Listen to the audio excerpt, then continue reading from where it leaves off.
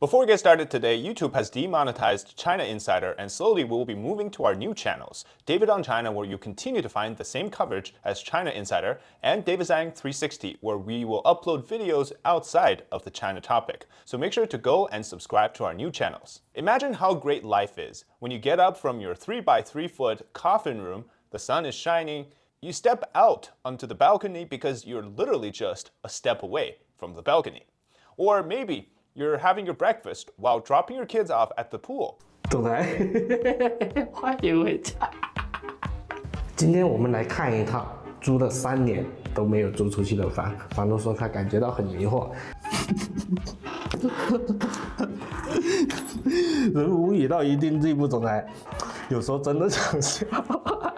Or maybe you're trying to do a Harry Potter cosplay IRL.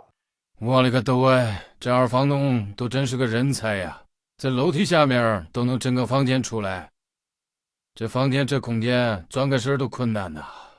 Welcome to China's coffin rooms, tiny rooms that scare claustrophobia herself, and where showering, eating, working, sleeping, and going to the bathroom can be done at the exact same time.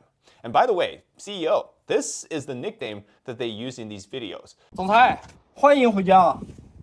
总裁们，这咱们就回来了。咱们回家了以后，记得要把咱们家这个门啊给它装上。这样咱们就把这个入户门给装上了。平时呢，咱们这边呢也是一个很好的一个居集点位啊。在这边拿个大锯啊架的是不是非常不错呢？看这边就是咱的卧室啊，咱们的卧室啊高度非常好，真的好。刚好跟咱们升一半差不多。平时呢，就像咱的3、5好友啊，在这边做个露天烧烤也是非常的不错。当然了，晚上的时候可以搂着你心爱的女朋友，在这看看夕阳。只不过看夕阳的同时啊，最好让房东啊在这边加一层栏杆，要不然这边比较危险。咱们这个房子啊也是非常的适合跑酷啊，你看这一片啊过来啊，全是连着的，咱们在这个屋顶上可以肆意的奔跑。Maybe it's like a self-deprecating way to call renters, considering that, they're looking for coffin homes. It's kind of like how when they just call you in China, everyone, if you're a girl, they call you a beautiful girl or a handsome guy wherever you go.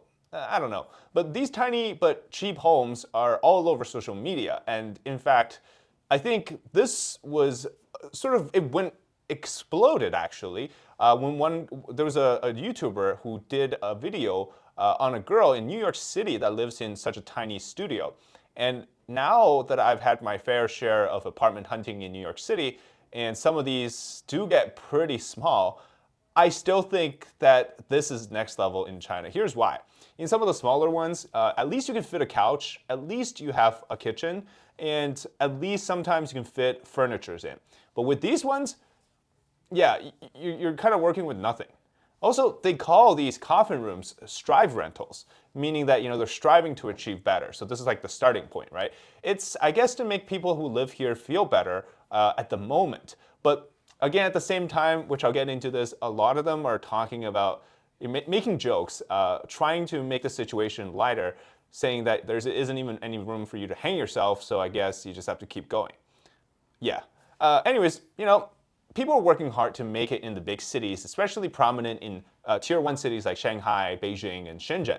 This man here, he actually documented his first day moving into the coffin room and the journey from there. He moved in here, he paid 280 yuan. It's got newspapers on the walls instead of painting. I don't know why, maybe to cover up for the old stains. But there isn't even a bed, it's just a wooden platform. And 280 yuan is 40 USD equivalent. A week later in this video, it's been cleaned up a little bit, he's settled in. And this one here is funny. 又是一套对身材非常有要求的房子啊，极窄的入户门，给大家量一下啊，你看不到50公分。So this is the situation where if you're over 150 pounds, you can't fit through the door. Anybody under 150 pounds, you have to crab walk to get from the bed to the bathroom. Sometimes it also happens to be in the same room, a lot of times actually. 房间就这么大，洗手间在哪儿呢？洗手间要下2个阶梯啊，这房子设计的真的没有2斤的脑血栓设计不出来这样的户型啊。下来以后，你看洗衣机、马桶、电器一应俱全啊。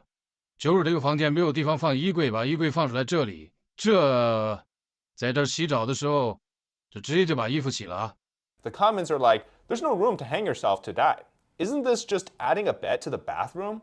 Why not just dig a hole in the bed and connect the pipe to the toilet? You don't even need to go down, right?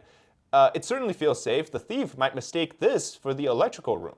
No wonder the little John home improvement videos, they all started from China, right? It's literally drawing from real life inspirations. Now, you might be wondering, like, is there actually anybody who rents these? Yeah, well, in 2024, there's a coffin room videos for, basically they post these on Douyin, right? Because everybody uses Douyin. It's for 300 yuan, and it got taken on the same day that video was published. Yeah. Now, for the context, some of these videos I show you come from mostly large cities like Shanghai or Beijing. And these videos are not of the working class people in the city, right? They're not renting tiny homes. They're usually for migrant workers, younger people, students, singles, who come from the countryside, or maybe you're just trying to make it in the big city. It's a starting point for them to save money. Or if you're working a job, like if you're like an Uber driver, delivery driver, that sort of thing.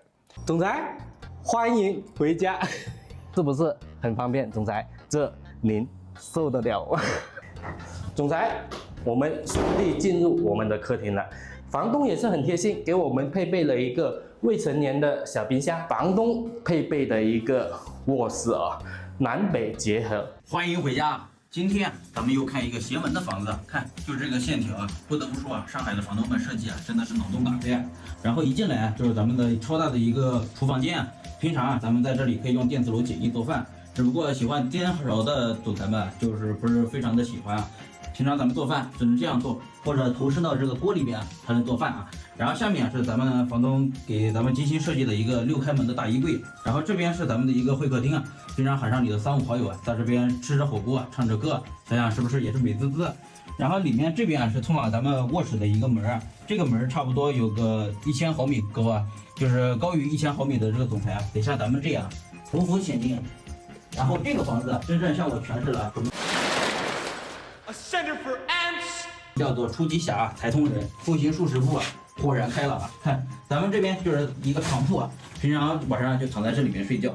Now, before I continue, I just want to let you know about a great initiative that I'm involved in, which is called Escape the Firewall. Now, a few months back, I was told about this from a group of engineers in the United States. They're working to essentially let more people in China free access to outside of the firewall of censorship when they browse the internet. And so it turns out this new initiative, it allows tens of thousands of Chinese users with zero technical background, and they receive a link, they just tap it and they're through. Now, the CCP's internet police can't stop this. And this very powerful system is expensive to run, and it actually needs everyone's support. For every $2,000 we raise, we can generate 100 links. Now, these links will give tens of thousands of people inside China uninterrupted access to overseas content for about 30 days. And so this essentially lets them breathe the air of freedom anytime that they want within that time frame. Now, I know you guys care just as much about the Chinese people just as much as I do, and the best way for me, I think, to break down the lies and the censorship of the CCP is to tell people inside the truth, and this is the best way to do so. So please donate to us if you can, and once you do, you'll actually receive a usage report, which you can see in real time how this initiative is actually helping people out in China. So thank you again, and let's get back to the coffin rooms. Now, to be fair, some of these come furnished, right? They have a bed, you get a desk, a chair, and that's pretty good. And many of them even include a faux bath. Not always, but in some of the videos at least, and you get a washing machine in some other ones. So in terms of space, yeah, you're not getting a lot of free space, like you can walk around, no space for a couch or a TV, but that's kind of a luxury at this price point. And in Shanghai, for example, these tiny coffin rooms cost as low as 300 yuan a month, which is about 40 bucks USD, to anywhere like 800 to 900 yuan a month. And obviously the size gets a little bit bigger, you have a little bit of room. But here's the catch, right? You're looking at workers who make 2,000 yuan a month here in China. So for them, this is actually the right price. And so, you know, thinking about if you're from the countryside, you go to the big city, you get your first job, you're not getting paid a lot, right? Now, in 2009, there was a Chinese TV drama called Dwelling Narrowness, and in Chinese, the title literally translates to snail shell living.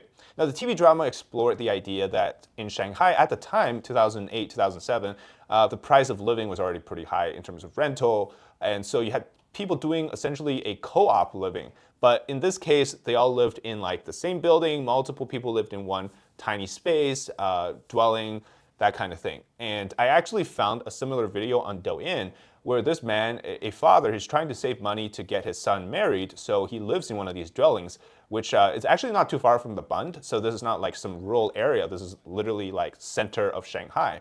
And so when people think of China, right, they think of Shanghai. They're like, oh, dude, it's beautiful. You know, modern city everywhere, everybody owns a home in China. At least that's what the CCP shells are telling you. That's not really the case. 你在这里住了几年了，叔叔？我住4年，住了4年，你觉得怎么样？还可以吧？这你不感觉什么隔音呢？这不就在往里？那肯定不会是你住的。哦，再和一个说，都是他的。放不下。还可以，你看楼上放那么多东西，楼下是床，这个小房子，对的。里面没有厕所，你们上卫生间在哪上的？我们那么。This video here, the mother is taking care of her twins in an 800 yuan a month rental. So that's about $100 something a month, right? And the kitchen is outside. The rooms have cracks on the ceilings and the walls.